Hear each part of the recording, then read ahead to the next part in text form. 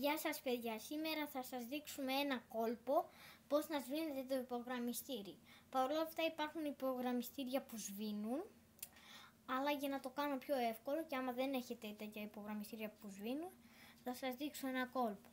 Πρώτα πρέπει να πάρετε τον δίσκο, ένα λεμόνι, ένα υπογραμμιστήρι, τώρα εγώ βρήκα αυτό, και μια βατονέτα. Μπαίνετε με το υπογραμμιστήρι, βάφετε στο χαρτί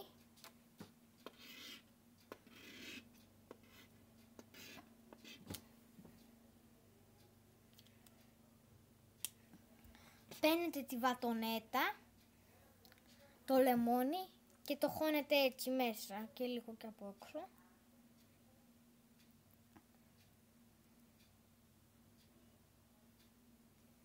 Και μετά το τοποθετείτε πάνω στο υπογραμμιστήρι και κοιτάξτε, σβήνει.